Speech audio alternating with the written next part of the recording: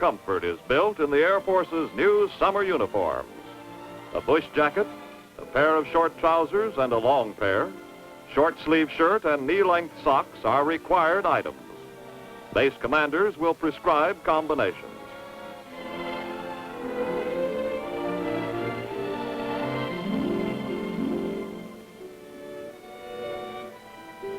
The pith helmet is authorized wear only in the tropics.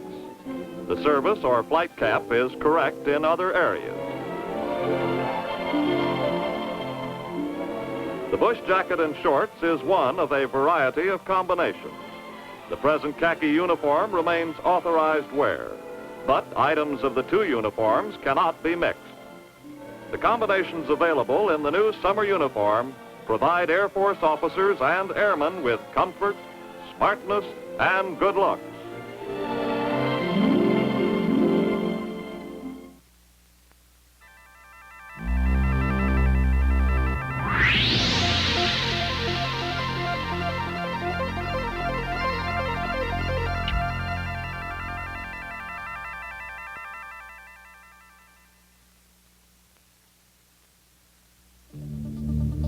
The European Distribution System, a new program in Europe designed to move needed parts in a more timely and economical manner. The C-23 aircraft is a key element in this program. Lieutenant Colonel Robert Spivey, Commander, 10th Military Airlift Squadron, Zweibrücken Air Base, Germany. The 10th mast is the EDSA portion, or the aircraft portion of the European Distribution System, which has three parts. First part is a forward stockage area at Kimball, RAF Kimball, that just became activated. The second part of the European Distribution System is the log C3 comm system, which the contract has been let, and we expect to see it shortly, in a few years. But what's operational now is the aircraft itself, the C-23A, that's here behind me. The mission of the C-23A is to provide assured air distribution of critical spares for Air Force weapons systems in Europe. By delivering parts and equipment faster and more often, the C-23 improves maintenance responsiveness and at the same time frees larger MAC aircraft for other roles. The C-23 also provides pilots with excellent preparation for flying other MAC aircraft. C-23 pilot 2nd Lieutenant Roger Ime. I've been out of UPT for approximately 6 months. The C-23, as I've seen in the past 2 months since I've been here at Zweibrücken, is everything that I thought it to be and a little more. My first thoughts about the C-23 were a little bit of excitement in the respect that no one in our UPT classes at the time had knew anything about the C-23. To me, that sounded very exciting, being able to fly a new aircraft in a new system in a new theater. The IPs and aircraft commanders that we're working with at this time are doing everything they can for the new UPT student coming fresh out of the class.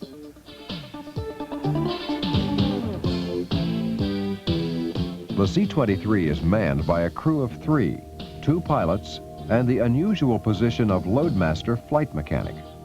Tech Sergeant Randy Rudd explains. Well, flight mechanic on the C-23 is a fairly unique job. We're about 70% loadmaster, 20% flight engineer, and 10% crew chief. We're responsible for the loading and unloading of all cargo, maintaining aircraft systems, and servicing and refueling the aircraft.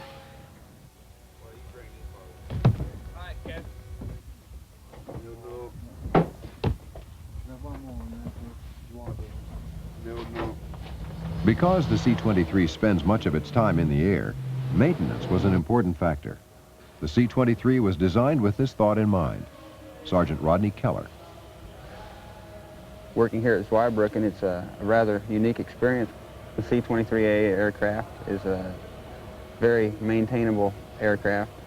This aircraft here, everything, all components are easily accessible to the maintenance technician. It's more or less designed to get the job done.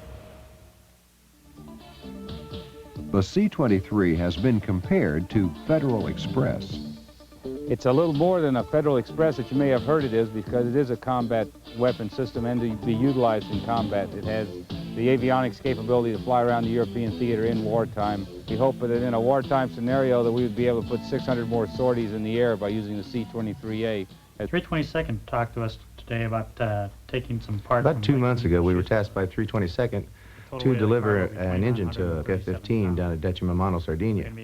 So we flew over to Bitburg, picked up the engine, and flew it down there, and offloaded it that night. And the next morning when we arrived back out to our aircraft, the F-15 already had the engine installed, and it taxied out 45 minutes before we did. And it's kind of rewarding to see something like that, knowing that you helped out, and after all, that's what we're here for. The C-23, getting the parts where they need to be, when they need to be there.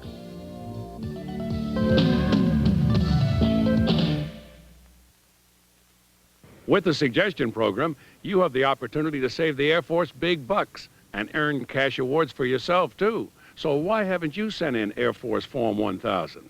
I turned one in, but it just takes too much time. That's what we used to think. I'd send one in, but I bet somebody already had my idea. That's what I used to think. Oh, I don't think there's anything I could improve on.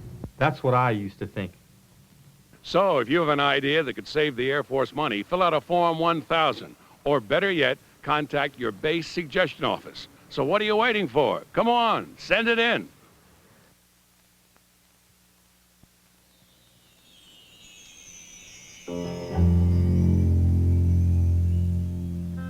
Well, I was flying in a small aircraft. A friend of mine was a pilot going from Fairbanks, Alaska, down to Los Angeles, California. And when we got into the Rocky Mountains in British Columbia, in a well-known area that doesn't have very much of anything, the weather conditions were worse than we had were informed that they were, and in fact closed in so bad in a series of events and decisions, and led the pilot and to make a decision to make a forced landing in somewhat mountainous terrain, of which there were no airstrips.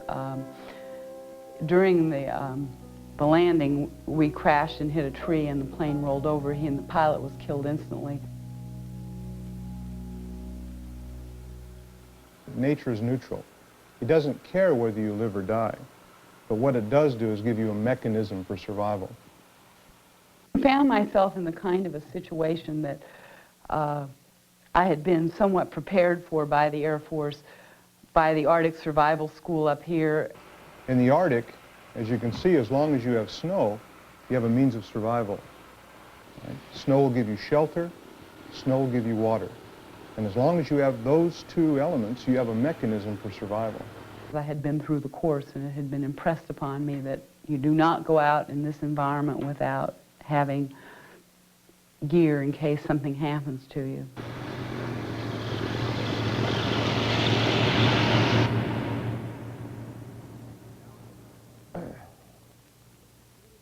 I think taking them out for 2.5 days gives them a pretty good idea of what they can expect. I think it's an in-depth way of letting people know that it may be harsh, but yet they can handle it.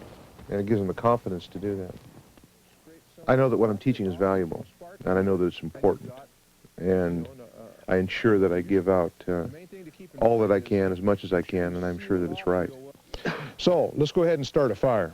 I'll, again, pull it about a 90-degree angle. Let's get the natural fire starter going right here, our birch bark. We'll get that roaring. Notice how well that burns. And I'll just set this down on a platform right there. Then we can just take some of this squaw wood.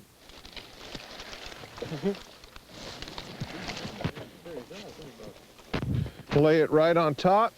Notice with what care I... Points that were brought up in that course were constantly being run through my mind. We don't worry about that right now. When we need a fire, we need a fire. If you're talking minus 30 degrees, minus 50 degrees Fahrenheit, which you can get up in here, the air is very dry and you tend to dehydrate. So what I would like you to do is to go ahead and take your water bag, fill it full of snow. Hopefully you've left a little water in there to begin the generation process. Stuff it full of snow. You may have to find yourself a stick to go ahead and get enough in there, but pack it as firm as you can. Then go ahead and get it down between the layers of your clothing. Let's use body heat to melt that snow with. It gives you this acquaintance with it, so when you hit the real situation, you know what you're dealing with, you know what to do, and I think that that's maybe, confidence is probably everything. okay, and then we can begin to build a shelter. Now, what I've done here, try to find an area where stick it well into the snowbank. Notice if you keep it up like this, you have a very steep angle on that, and look at all the room you have in here. You really don't need that much room. These at all. You'll find that once you start piling snow, that just secures everything into place. What a lot of people do here is just simply roll the material around like that. If you do that, you get no bagging effect up there, and of course you want this to retain as much snow as possible. Remember, it has to down to bare ground, it has to have a framework over bare ground, and you have to have a sealable doorway. And as long as you've got that, the shelter will be adequate. But that you sort of think this, when you're going through the training, that you really kind of mentally blank out that it'll ever happen to you.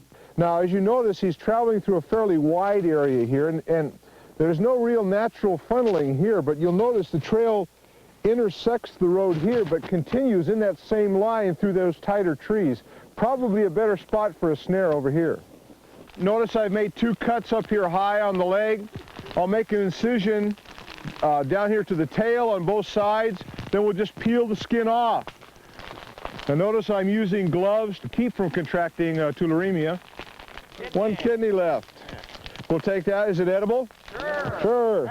In the stew pot. All right. So when you're out there at the school, you're in good shape. You know, you may be a little low on the food, but you're pretty warm, you've been healthy. You know, tomorrow night you're going to go home and you're going to have the big steak dinner at the club. Well, it isn't quite the same as when you're out there in the middle of the woods and you look around and you just see mountains full of trees and there's nobody, and you can scream as loud as you wanted and nobody's going to ever hear you. As soon as he comes into the area, make sure that you get enough time so you can give him a mark, explain to him where you'll be in reference to him before he actually gets here. Okay, there he is right there, popping through the trees. Okay, tell him to take a turn. I have you on visual. Make a left turn. Sector 280. Remember what you got to tell him next. Roll out. Okay, now explain to him where he's going to be at the mark. You're going to be at my 9 o'clock in 3, 2, 1, mark. The hardest part was, I think, losing the pilot, who was my fiance.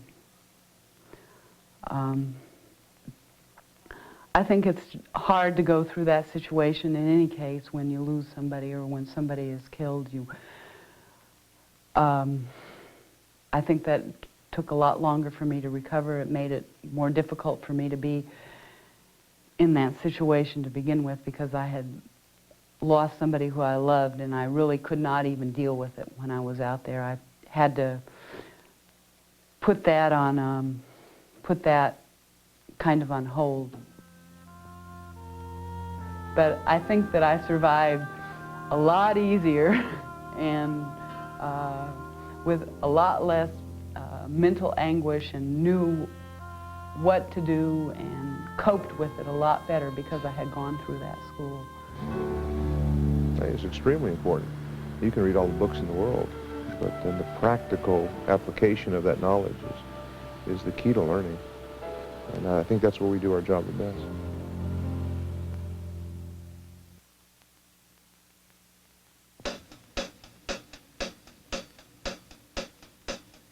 Next month in Air Force Now.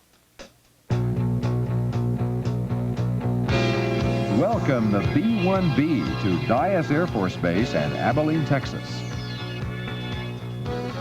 Visit the 501st Tactical Missile Wing at RAF Greenham Common. Project Warrior takes you to World War II in the Pacific. All this and more in next month's Air Force Now.